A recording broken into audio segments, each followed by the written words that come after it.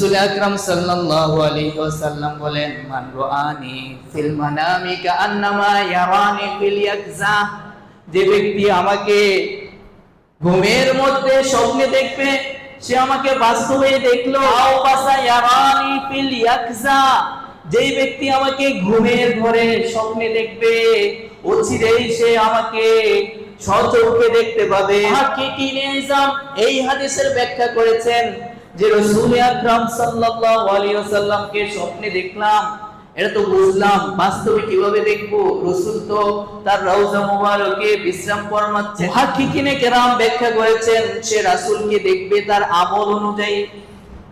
হয়তোবা রাসূল তার কাছে বলে দিবে, আমি তোমার রাসূল, তোমার কাছে আসছি এই কাজে, তোমার প্রতি আমি খুশি হয়ে তোমাকে দেখা দিলাম। অথবা মরার আগে সে যখন মরবে শয়তান হাজির হবে, সে সচক্ষে শয়তানকে দেখতে পাবে, জবান বন্ধ।